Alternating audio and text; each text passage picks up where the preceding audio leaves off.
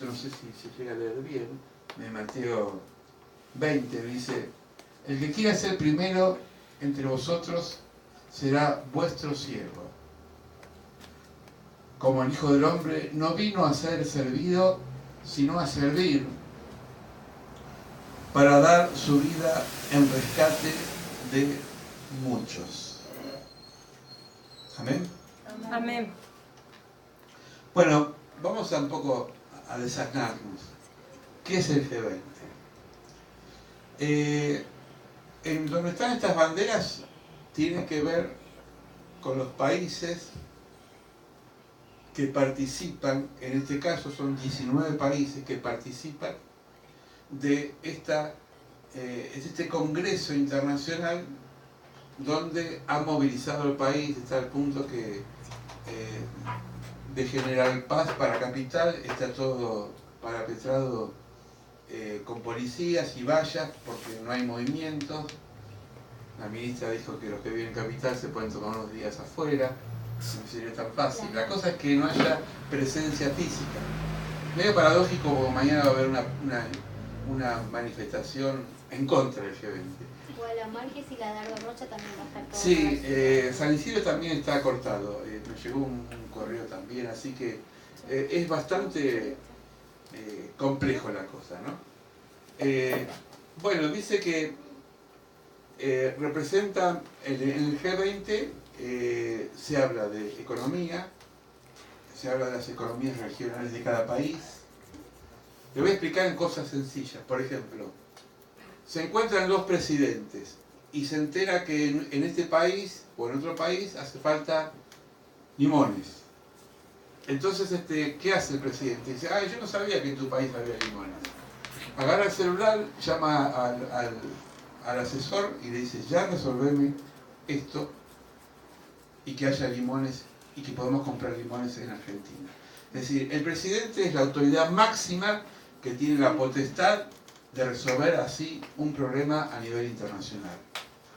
Es decir, esto es un poco se lo hago limpio, es mucho más complejo, ¿no? Acá son los países que están: Argentina, Australia, Brasil, Canadá, China, Francia, Germania, India, Indonesia, Italia, Japón, México, Rusia, Arabia, África, Sudáfrica, ¿no?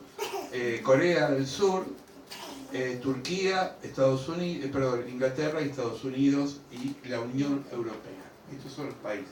Así que de Latinoamérica son poquitos los países que están dentro del G20.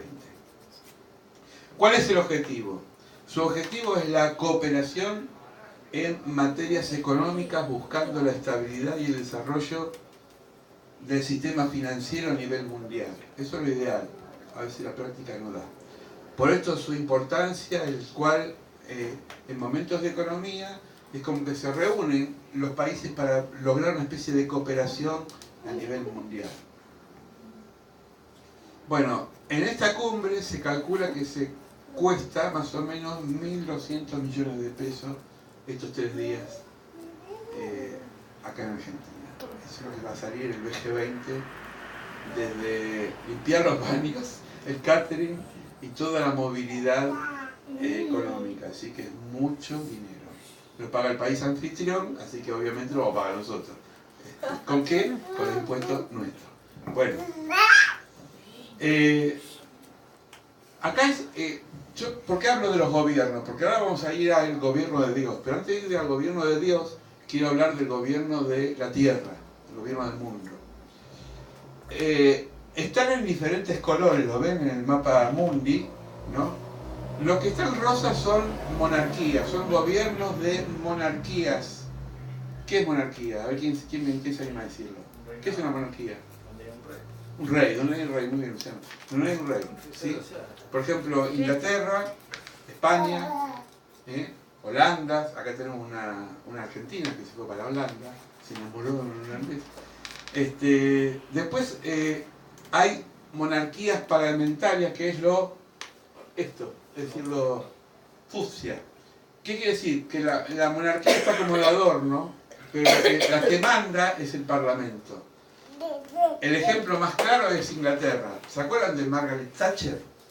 Bueno, ella era la primer ministro de Inglaterra y es la que decidía, tomaba las decisiones, que tomó la decisión de ir contra la Argentina en la guerra de las Malvinas, ¿no? Es decir, que el rey o la reina es un florero. Están ahí, sale carísimo, millones de libras esterlinas, porque en Inglaterra hay libras esterlinas, mantener a un reinado. Pero están, son tradiciones.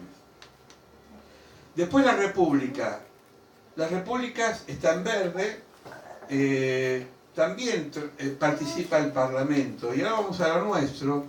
La república que es presidencial, que es la verde, donde están los presidentes. Lo que es dictadura militar está en amarillo, fuerte, y acá en la isla de Cuba se lo denomina sistema unitario, es decir, hay un solo partido, que es el partido cubano. Por eso siempre gana, porque no hay otro partido, ¿no? Bueno, esto es un poco lo que es el gobierno. Nosotros tenemos un gobierno, gracias a Dios, y por mucho tiempo democrático. Dios quiera que nunca más venga la dictadura militar. Pero el gobierno democrático, con todas sus fallas, es un gobierno elegido por el pueblo.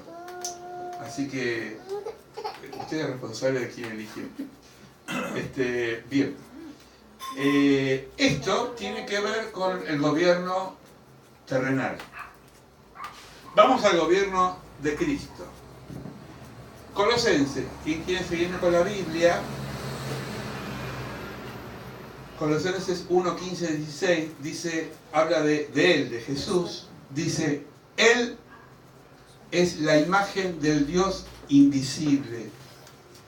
Él es el primogénito de toda creación, porque por medio de él, Jesús, fueron creadas todas las cosas en el cielo, en la tierra, visibles e invisibles, sean tronos, poderes, principados, autoridades, y todo ha sido creado por medio de él y para él. Ese es el gobierno de Cristo. Visibles e invisibles. La gente que no cree en Dios y que no cree en Jesús, en la soberanía, le resbala esto, porque dice, acá mando yo. Pero para los cristianos no nos resbala, sino que nos da temor, sabiendo que el que tiene la potestad en el reino espiritual es Jesucristo. Jesús dijo, todo el reino será consumado, pero mi reino permanecerá para siempre. ¿Cuánto dicen amén? Amén. Entonces nuestro reino trasciende. Los gobiernos buenos o malos pasan a la historia, pero Jesús no pasa a la historia. Jesús es presente después de 2000 años. Esta es la diferencia. ¿Qué dice la Biblia acerca de la forma del gobierno de la iglesia? Porque la iglesia también es un gobierno. Y acá no es que ninguno de nosotros es más que otro. Hay funciones en la iglesia. ¿Sí? Es decir, los pastores, los maestros, profetas, evangelistas, apóstoles, según Efesios, son funciones ministeriales. Pero el que gobierna la iglesia es Jesucristo. Amén. Es la cabeza. Dice Efesios, Él sometió todas las cosas bajo sus pies y le dio por cabeza sobre todo nombre. Está ahí concluso. Es decir, Jesús es la cabeza principal de la iglesia. Hay una canción, nunca la cantamos, pero dice, Cristo sin iglesia nunca se da. Iglesia sin Cristo es ilusión. Es como decir, el cuerpo solo no camina, necesita una cabeza que piensa, pero la cabeza sola, sin cuerpo, no funciona. Excepto las películas de ficción que vieron, que está la cabeza arriba de un mueble y habla así, bueno, esto es con Schwarzenegger ahí, pero en la realidad la cabeza y el cuerpo se necesitan. Y dice Pablo, no lo vamos a ver hoy, lo vamos a ver el domingo, porque tiene que ver con el desarrollo de la iglesia. Tiene que ver con ¿qué? Con las funciones. Por eso el cuerpo es muy importante. Es decir, la ausencia, y esto lo decimos siempre, la ausencia de un hermano no es solamente el vacío de una silla, es el vacío en el mundo espiritual de una pieza importante que hace que el cuerpo funcione. Amén. Acá Amén. hay hermanos que hoy no están, sentimos su presencia, pero su presencia ayuda. Sobre todo cuando estamos unidos en Cristo, ¿no? Eso es lo importante. La iglesia es el cuerpo de Cristo. Efesios 1, 22, 23. La iglesia se mueve bajo la dirección de Cristo y es el objeto de su cuidado. No hay relación con Cristo si no hay relación positiva y directa con los miembros del cuerpo de Cristo. Repito esto, no hay relación con Cristo si no hay una relación con el cuerpo. Hay gente que dice, yo creo en Dios, creo en Jesús, pero no voy a la iglesia. Falla. ¿Sí? Porque es como decir, yo me gusta tu pelo, pero odio tu mano. Es decir, uno cuando ama a alguien, ama su integridad. ¿Amén? Amén. Si uno se enamora de alguien y dice, me encantan tus ojos, pero no hablé porque... Bueno, uno cuando ama, ama. Y entiende. Entonces en la iglesia, así como en el ser humano hay defectos, claro que hay defectos. Nadie acá es perfecto, nadie. Solamente, ni siquiera Jesús en la tierra dijo, no me llamen bueno porque el único bueno es mi Padre. Él es la cabeza y el cuerpo, que es la iglesia. Él es el principio, el primogénito entre los muertos para que en él tenga toda la preeminencia. Es decir, una cosa es ser primogénito y otra cosa es ser unigénito. ¿Qué es el primogénito? El primero. ¿Unigénito qué es? El único. ¿Sí? Cuando una mamá tiene un hijo, como vos que tuviste un hijo, es el primogénito. Si viene otro, él es el unigénito, no, deja de ser el unigénito, ya no te rías, pero puede pasar. Entonces, cuando nace el segundo, ya no es unigénito, ya hay dos. ¿Se entiende el ejemplo? Él es el primogénito y es el unigénito. No hay otro igual a él. Por eso es importante tener presente que Jesús no fue solamente una persona que vivió en la tierra, sino que es unigénito y es el primogénito. El primero en Dios porque fue creado, mejor dicho, Jesús no fue creado, Él existió desde siempre junto al Padre y al Espíritu Santo. Nosotros creemos en la Trinidad. Cuando Dios hizo al hombre, habló en plural, dijo, hagamos al hombre a nuestra imagen y semejanza. No dije, voy a hacerlo, hagamos. Entonces, es una sociedad entre el Padre, el Hijo y el Espíritu Santo. Amén. Entonces, esto es lo interesante. Jesús es aquel que gobierna, gobernó y gobernará por siempre. Tito, no el de la esquina, sino Tito, la palabra de Dios, la carta dice, versículo 5. Por esta causa te dejé en Creta. Esto le dice Pablo a Tito. Tito era un colaborador, era un ministro de Pablo. Te dejé en Creta para que corrigieses lo deficiente y establecieses ancianos en cada ciudad, así como yo te mandé. Ancianos, presbíteros, es lo mismo, porque la palabra anciano y presbítero es lo mismo en griego. ¿Qué es anciano? ¿O qué es líder o pastor? Es la persona que está a cargo de un lugar. Pablo le dice a Tito, yo te dejé a cargo porque había problemas. ¿Para qué? Para que encauces, para que guíes, para que corrijas, para que eduques a la congregación. La iglesia local, esta es una iglesia local. Nosotros pertenecemos a una institución que se llama Fuente de Gozo, pero a su vez pertenecemos a la Iglesia Universal de Cristo que está en el mundo. Los chinitos que están del otro lado del mundo, que dicen gloria a Dios, nacieron de nuevo, y están alabando al Señor en chino, son mis hermanos y son la Iglesia de Cristo. ¿Se entiende? Amén. Toda persona en el mundo, norte, sur, este, oeste, que es cristiano, no importa si lo canta en mandarín, lo canta en japonés, lo canta en alemán, si es callado para cantar, si es gritón, porque depende del temperamento y la cultura. Todo hermano y toda hermana que confiesa a Jesucristo es mi hermano y a su vez es mi iglesia.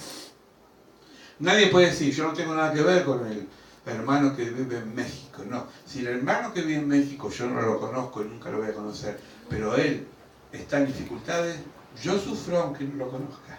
Amén. Porque es una comunión invisible. ¿Quién fue católico acá? A ver, no entiendo. ¿Cuántos? Yo también. ¿Se acuerdan cuando decía uno rezaba el credo? Creo en la comunión de los santos. ¿Saben qué es la comunión de los santos?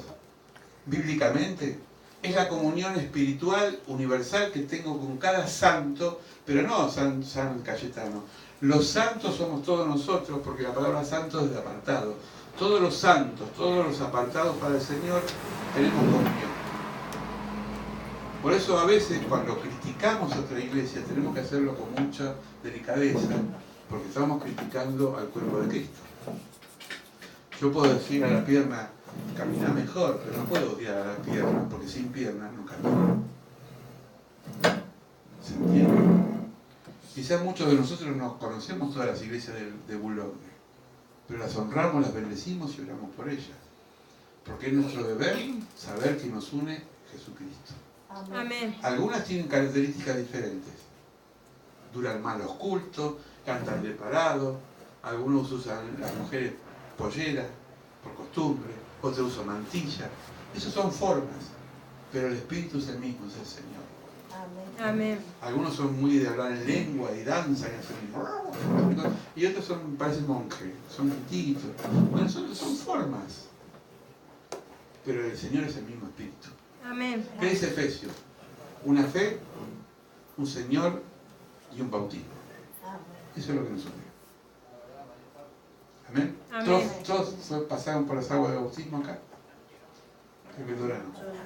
No tampoco. Bueno, vamos a orar para que haya un bautismo pronto. Ahora que viene el calorcito. ¿Se animan? El Reconquista está más limpio. Nada. Acá no vamos a. Amén. Vamos a una fiesta. Amén. Los pastores dedicados a tiempo completo tienen más libertad de ejercer su ministerio. Yo voy a explicar esto. Vamos a, los que quieren acompañarme, 1 Timoteo, capítulo 5, 17 y 18, dice, los ancianos que gobiernan bien sean tenidos por dignos de doble honor, mayormente los que trabajan en predicar y enseñar. ¿Qué dice? Trabajan en predicar y enseñar. Porque predicar es un trabajo. Enseñar es un trabajo. Al menos yo, y me hago cargo, no paso acá al frente y digo, a ver qué digo. Es decir, aprendí a preparar lo que tengo que preparar, en oración, en búsqueda, en palabras, en espíritu. Y así es hoy estuvimos ensayando a las 6, y bueno, esa preparación es búsqueda. Aunque no somos profesionales cantando, buscamos de Dios, nos preparamos. Entonces, dice, los ancianos que gobiernan bien sean tenidos por dignos de doble honor, mayormente los que trabajan en predicar y enseñar. Pues la Escritura dice, no pondrás bozal al buey que trilla, y digno es el obrero de ¿qué? De su salario. Hay pastores, no es nuestro caso, porque nosotros no vivimos de la iglesia, no nos paga la iglesia un sueldo. Nosotros tenemos una entrada aparte. Pero hay pastores, lo voy a nombrar porque lo conoce, el pastor Jerónimo, que es amigo nuestro, y es un gran pastor, tiene una iglesia un poco más grande que la nuestra, y porque tiene mucha dedicación, la iglesia le da un sueldo, le paga la jubilación y todo, como sería un trabajador, porque él está dedicado a la obra del Señor. Nosotros tenemos la gracia con mi esposa de que podemos dedicarnos a la obra, pero no somos gravosos para ustedes, porque lo que entra de la ofrenda del diezmo vuelve a la iglesia. ¿Se entiende? Es decir, esta no es tradición. Hay pastores que trabajan toda la semana. Yo conocí a un pastor en Capital, que fuimos amigos mucho tiempo, pastor Abel, no lo vi más, que él era tachero, era taxista. Él trabajaba 12, 14 horas por día, y cuando llegaba el domingo a predicar, pobre, no tenía ni fuerza para decir amén. Y era buen predicador, pero ¿qué le faltaba a él? Tiempo. ¿Se imaginan un jugador de fútbol ahora que está tan en boga lo de Boca y River, ¿no? Jugador de fútbol que dice, bueno, me como un asadito, me mando todo lo dulce posible, no me voy al entrenamiento, y quiere salir a la cancha y quiere ganar? Apenas patea y corre 2 metros se cae. Yo no puedo correr, porque estoy excedido de peso. Me cuesta hasta caminar, porque un deportista necesita ejercitarse el cuerpo. Entonces, lo que dice acá Pablo es que los que están dedicados a las obras, no está mal que se dediquen a la obra, pero para eso tienen que la obra sustentarlo, ¿se entiende? Nosotros, yo cuando empecé a ir a la iglesia evangélica, cuando empecé a ver el mundo cristiano evangélico, conocí pastores que estaban a medio tiempo, después dejaban su trabajo secular y se dedicaban al trabajo. Pablo, por ejemplo, usted lee Hechos de los Apóstoles, él, su primera etapa, se dedicaba a armar tiendas, carpas. Pablo era constructor de carpas. ¿Saben qué es una carpa? Hoy se usa para el camping, pero antes usaba era una casa. Después se dedicó de lleno a la obra del Señor. Y él dice en su carta, agradezco a los hermanos de Filipenses y de Tesalónica que me han ayudado en el ministerio. Porque Pablo tenía que viajar. Ahora, Pablo era soltero, o viudo, no se sabe si eran viudos o solteros, pero era solo. Él dijo, yo quisiera tener una mujer como tiene Pedro, Cefas, pero ando solito. Era más fácil. ¿Se imaginan un misionero que tiene esposa, hijo y tiene que andar de un lado para el otro? ¿Cómo hace para trabajar en otra cosa que no es el ministerio? Entonces, el trabajo ministerial, y no hablo de mí, hablo de los pastores, yo estoy honrando a todos los pastores y pastoras del mundo, o profetas o evangelistas, que viven en eso, viven en una tensión permanente. Porque es muy fácil tener un sueldo a fin de mes y vos sabés que si vas al cajero lo sacás y confías. Pero cuando confías en la providencia, es confiar en la providencia. Dios le dijo a Abraham, deja todo, tu pueblo, tu familia, y seguime. Y Abraham lo siguió, y dice la carta de los Romanos, fue contado por justicia, porque por fe Abraham avanzó. ¿Se dan cuenta que esto no lo entiende la gente de afuera? Cuando empecé a trabajar en San Martín del Porro, yo trabajé 15 años como profesor, en el año 94, me acuerdo que estaba muy de moda el pastor Jiménez. Pero ya en la época decadente, pobre, cuando tuvo todos esos problemas económicos y con su esposa Irma y qué sé yo, y salía mucho en televisión, pero lamentablemente en una etapa negativa.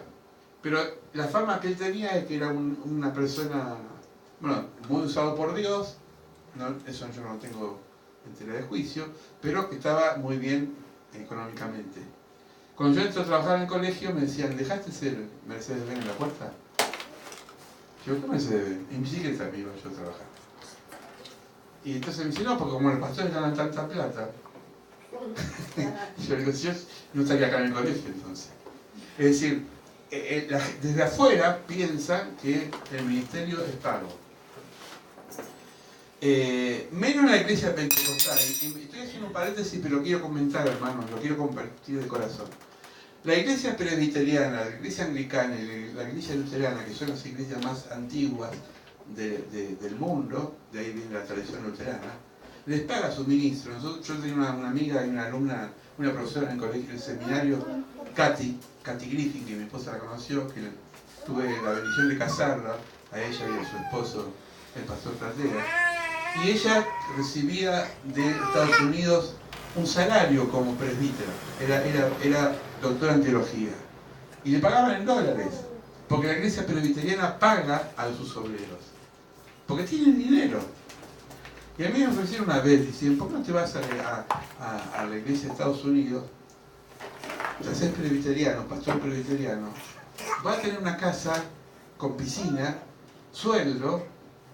Y yo tenía hijos de esta estatura. ¿Saben qué tentación? Tenía que poner la balanza, el ofrecimiento económico contra el llamado de Dios.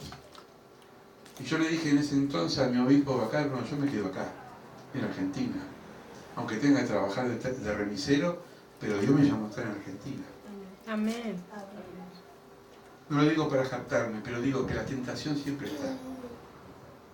Y la tentación es muy sutil, porque nos lleva muchas veces por necesidad a vender la bendición por un plato de lenteja. Amén. Entonces necesitamos saber para qué estamos. Dios lo puso en esta iglesia, Dios la ha plantado aquí, es para que usted sea de bendición. Y usted, si ejerce el ministerio, el Señor va a bendecir, porque bendice cuando hay fidelidad en el corazón. Amén. Amén.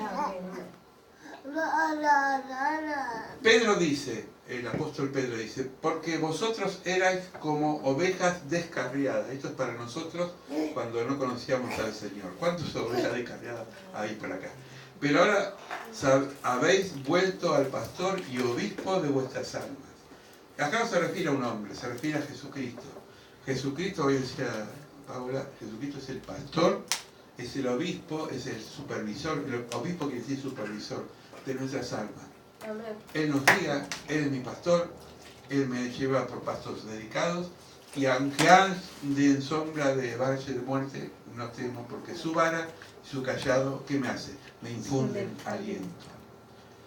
Jesús adereza mesa delante de mis angustiadores, dice el Salmo 23. ¿Saben qué es eso? Que vos estás comiendo con aderezo, un pollito con un poco de aderezo. A mí me gusta con sabor, por ejemplo, ¿no? Un poquito de chimichurri en la carne, una buena, ¿cómo se llama esto? Aceite de oliva en la ensalada. Eso es un aderezo. Dice, aderezas delante de mis angustiadores. ¿Quiénes son mis angustiadores? Los que se burlan. Yo estoy comiendo en la mesa del Señor y hay gente que se burla de mi fe. Pero ellos son avergonzados, no nosotros. Aunque no lo sepan. Porque lo voy a hablar sin micrófono. Tarde o temprano se les cae la ficha. Y cuando se dan cuenta que necesitan de Dios, sácame de acá, Señor. Ya es tarde.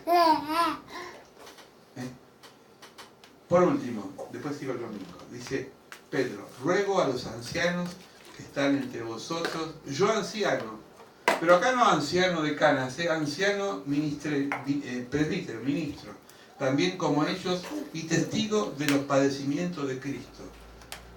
Pedro, como Pablo, como todos, no eran pastores o apóstoles de limusina y aviones privados. Eran personas que habían sufrido los padecimientos de Cristo. Soy también participante de la gloria que será revelada. 2. Apacentar la grey de Dios que está entre vosotros. Esto le dice Pedro a los otros pastores, porque él era como el pastor principal. Miren qué interesante. No por fuerza, sino voluntariamente. No por ganancia deshonesta, es decir, no lo hago porque me conviene económicamente. También está la tentación, porque yo he visto en el ministerio, muchos decían, bueno, vamos a esta hermana a tratarla bien porque diezma, es cumplidora, me conviene, decir, ¿no? Eso no. Eso no, eso es comprar la bendición, entre comillas, que termina siendo maldición. Uno tiene que recibir a todos. ¿Se entiende? Sino con ánimo pronto. Esto tiene que ver que no podemos nosotros... Es la única empresa, la iglesia, voy a hablar en términos humanos, es la única empresa, es el único negocio, como quiera llamarlo, es el único gobierno que no se lo obliga a la gente. ¿Se entiende? En un trabajo, si vos no marcás tarjeta, Edith, vos en tu trabajo, ¿cómo marcas tarjeta? Con la huella digital, ¿no? Antes era la tarjeta, ahora la huella digital, ¿no?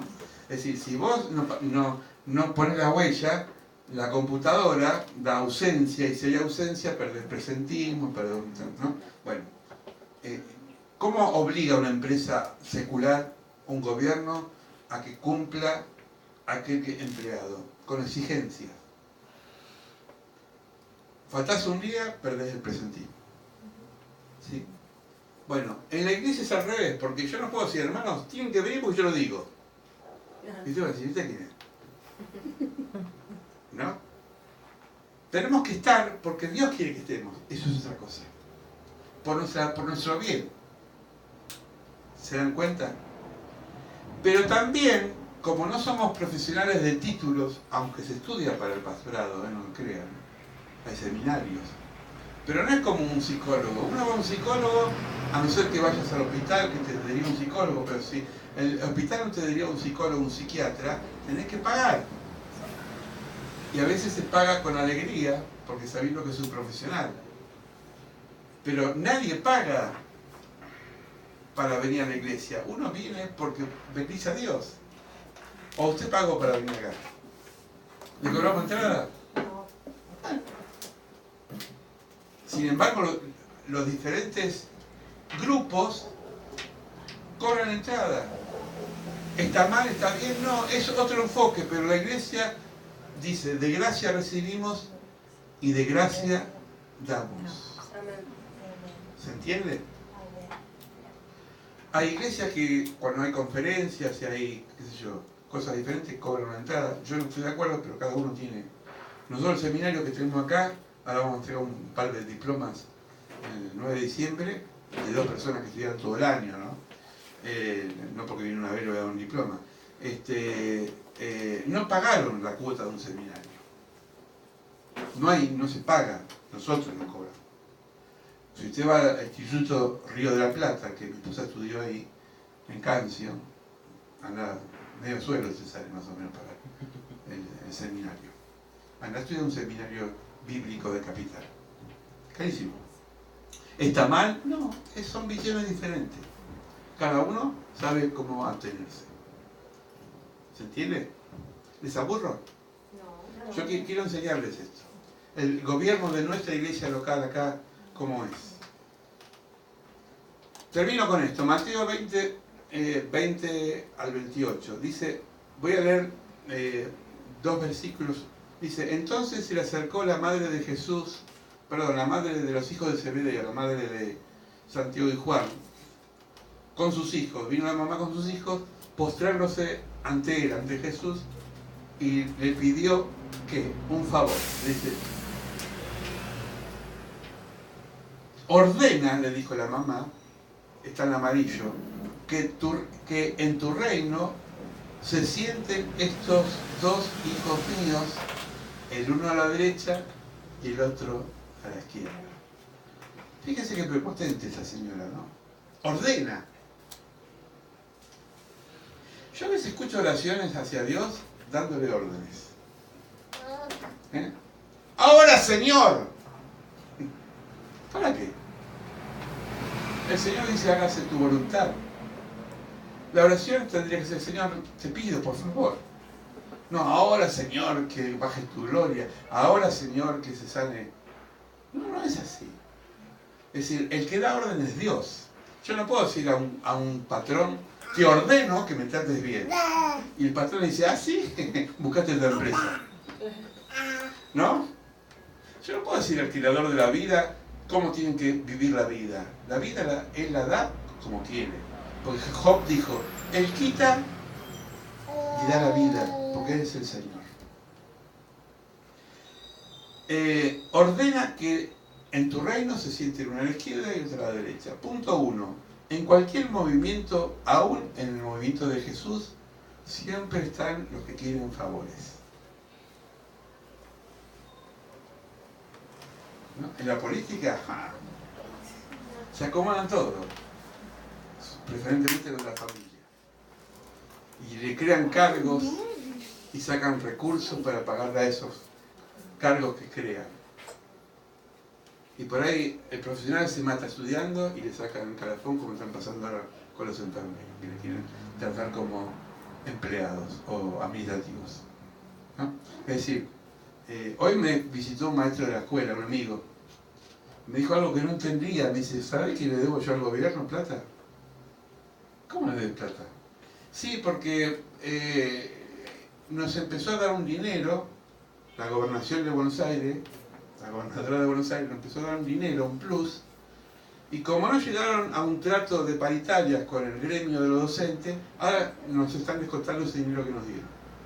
Es decir, que la mitad de mi sueldo va de vuelta para devolución al gobierno. Nunca escuché en mis 40 años, no más, yo tengo 60, pero de que tengo uso de razón, 50, que a uno le quiten lo que le dieron. Es como si vos cobraste un sueldo, dame la mitad porque ya me arrepentí de que lo te di. Estamos todos locos. Dios no es así. Dios es todo lo contrario, nos da por demás. Porque todo lo que Él da es gracia y es bendición. Segundo, los padres son buenos intercesores con sus hijos, como esta mamá por tus 2 hijos, pero a veces se desubican. Yo me acuerdo que había una mamá de la escuela que me decía, profesor, siempre venía, ¿no? Decía, profesor, ¿qué quiere facturar? Cuando venía con eso, ¿por qué me dice eso? No, mi hijo anda mal en matemática, anda mal en computación. Ténganlo en cuenta. Me quería sobornar con factura. Eso no me gusta. Pero siempre el soborno está. Eso, el cohecho, la corrupción está. ¿Amén? Amén. Usted no es corrupta, ¿no? No es corrupta. Amén, gracias a Dios. Se ríen por allá. Jesús respondió, no sabéis lo que pedís, le dijo a sus queridos discípulos. ¿Podéis beber el vaso que yo voy a beber? Es decir, ¿pueden pasar el trago amargo que yo voy a pasar, que es la muerte? Ellos dijeron, podemos. Ni sabían lo que decían, ¿no? ¿Pueden ser bautizados con el bautismo de dolor? Podemos. Pero la verdad, beber el vaso y el bautismo que yo soy bautizado, van a poder. Pero el sentarse arriba, a la derecha y a la izquierda, eso mi papá es el único que acomoda en el reino lo que quieren. Dice que en el versículo 24, que cuando oyeron los otros 12, se enojaron con estos 2 hermanos.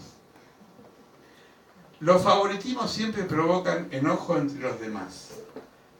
Y puse acá mi experiencia como docente. Yo tuve a mis 5 hijos, uno está acá afuera haciendo asado, como alumnos.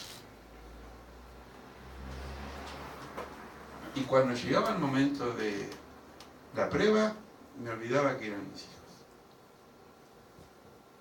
Al más grande lo mandé 2 veces a marzo. Y un día me trajo una carpeta trucha de una compañera que ni siquiera era de él. Y dice, papá. Y los alumnos, los compañeros, decían, papá, profe, es su hijo, pruébelo. No. Me odiaban. Pero yo sabía que era por su vida. Los míos también te odiaban. Sí, porque seguramente. Mi hermana también. A mi hermana, tu hermana también. Bueno, yo era exigente. Mire, yo fui profesor de adultos. ¿Qué es un adulto? Supuestamente, ¿qué es un adulto? Una persona que tiene más de 18 años, que va a la secundaria, no porque mamá y papá lo obligó, sino porque eligió terminar lo que dejó en el camino. Adultos de 40, 50 años me decían, profe, apruébeme, así recibo el título. Digo, lo que pasa es que si no sabes computación, es como si no sabes leer y escribir. No, apruébeme. Uno de ellos que me decía, apruébeme, me cansó tanto, y como yo te voy a aprobar, pagar las consecuencias. Yo me arrepentí en el momento. Al año me dice, ¿saben que fui a un Carrefour o un Walmart, no sé, a hacer prueba de cajero? Me pedían secundario completo y manejo de computadora. Ahí me acordé de usted. Tenía razón. Me hubiese exigido, yo como persona, me dijo mi alumno, no me hubiesen preguntado en el trabajo. Es decir, cuando uno pone límites es por el bien del otro. Siempre pasa eso. Entonces, creo que el punto pasa porque a veces Jesús era todo amor, dicen, ¿no? Pero no el amor de novela que entendemos nosotros. Era el amor severo, que cuando decía no es no. Jesús se enojó muchas veces porque puso límites. Y los límites, los papás, mamás, son buenos. Entonces el punto pasa muchas veces porque cuando hay favoritismo, el resto dice que el resto de los hermanos, ¿qué pasó? Se enojaron. ¿Se acuerdan la historia de José, el hijo de Jacob? Porque había una predilección de Jacob sobre su hijo José. Los otros hermanos le tenían celos y se lo sacaron de encima y lo quisieron matar. ¿Fue consciente Jacob? Quizás no. Le dio una túnica de colores, amaba a José, pero no sabía que estaba haciendo un mal en la familia. Encima comparaba, decía, miren qué bueno que José cómo trabaja en el campo, ustedes son unos parásitos. Dice que Rubén, que era uno de los hermanos más enérgicos, odiaba al padre, ¿cómo me compara con este?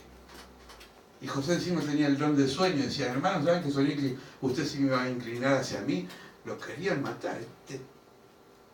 No voy a decir borrego, voy a decir, para no decir otra cosa. ¿Nos viene a nosotros enseñar lo que es la vida?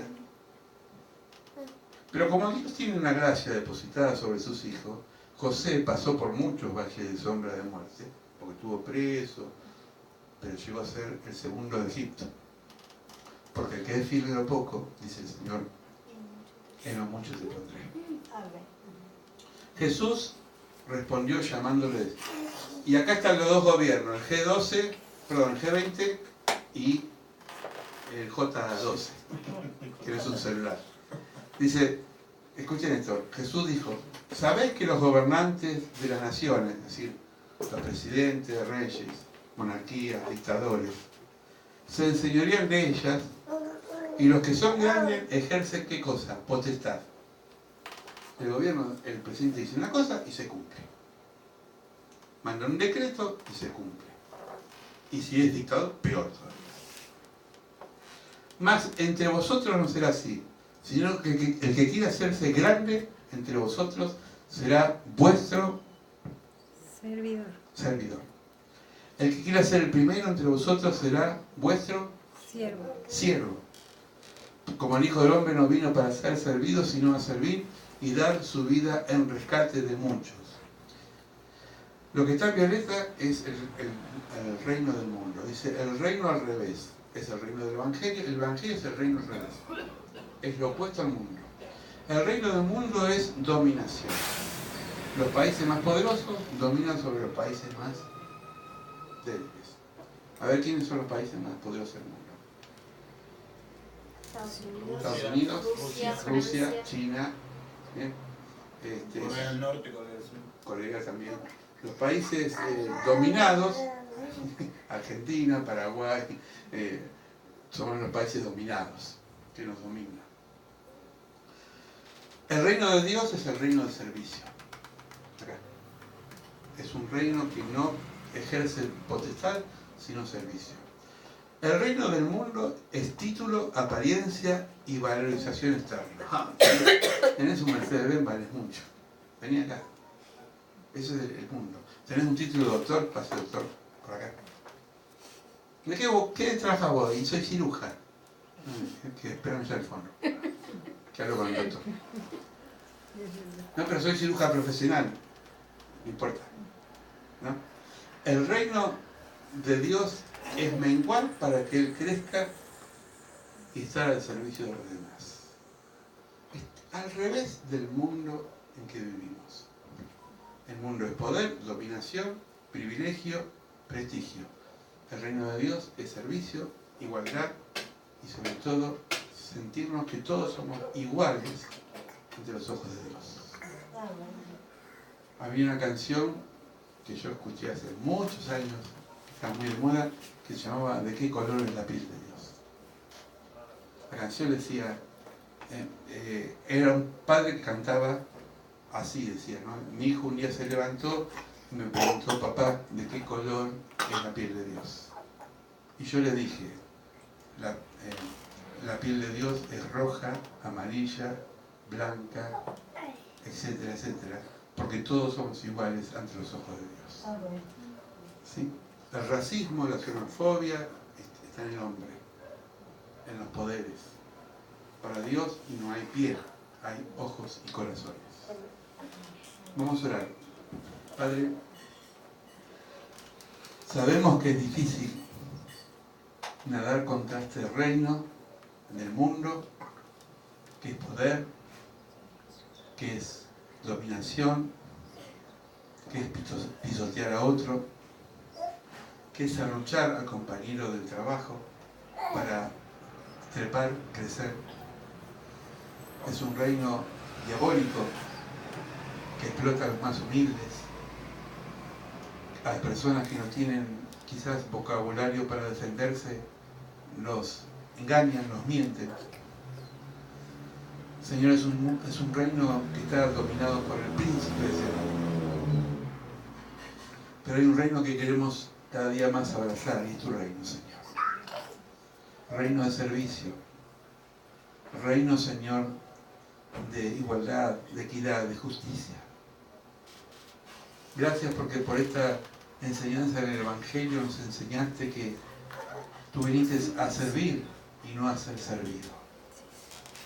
Le lavaste los pies a tus discípulos, los trataste como hermanos, como amigos, como compañeros de lucha. Señor, bendice esta congregación, este cuerpo. Todos somos cuerpo de esta cabeza que eres tú.